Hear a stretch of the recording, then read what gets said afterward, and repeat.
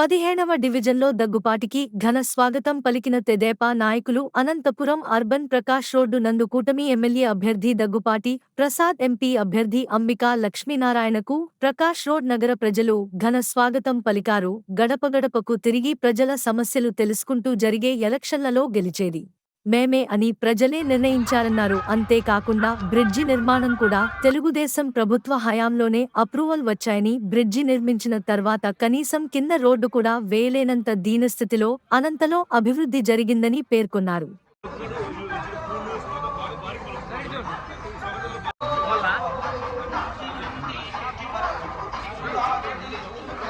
ఈరోజు 17వ డివిజన్ ప్రచారంలో భాగంగా ఇక్కడ రావడం జరిగింది. ఇక్కడ మణికంఠ బాబు రాముల ఆధ్వర్యంలో బ్రహ్మాండంగా కార్యక్రమం చేస్తున్నారు. ఈ ఊపును చూసి మేము గెలిచిపోతున్నాం. వచ్చేది తెలుగుదేశం ప్రభుత్వం 170 సీట్లు 170 సీట్లు గెలవబోతున్నాం.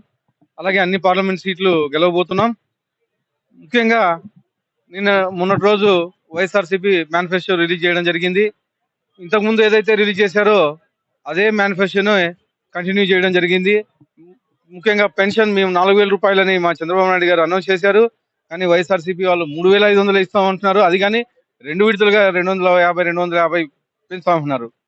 ఇక్కడికి వచ్చి ప్రచారం చేస్తూ ఉంటే అవ్వాతాతలు మా నాయకుడు చంద్రబాబు నాయుడు గారు ముఖ్యమంత్రి అవుతున్నారు, మాకు 4,000 రూపాయలు పెన్షన్ ఇస్తున్నారని చెప్పేసి చెప్తున్నారు. అలాగే సూపర్ 6 పథకాలు నాటుకొని వెళ్ళిపోయినాయి.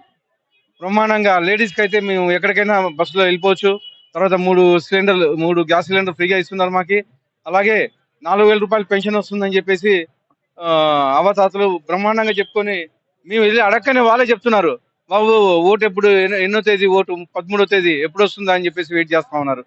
అలాగే ఇక్కడ ఉండే ఫ్లైఓవర్ తెలుగుదేశం హయాంలో శాంక్షన్ అయింది. తర్వాత వైఎస్ఆర్సీపీ గవర్నమెంట్ వచ్చిన తర్వాత టెండర్లు పిలిచి కట్టించడం జరిగింది. ఎంత వరస్ట్ కట్టించారంటే మీరు చూస్తూనే ఉన్నారు. కనీసం కింద రోడ్లు కానీ లేదు. ఇది వైఎస్ఆర్సీపీ డెవలప్మెంట్. వచ్చేది తెలుగుదేశం ప్రభుత్వమే. ఖచ్చితంగా మేము అనంతపురం అభివృద్ధి వైపు దూసుకెళ్తాం.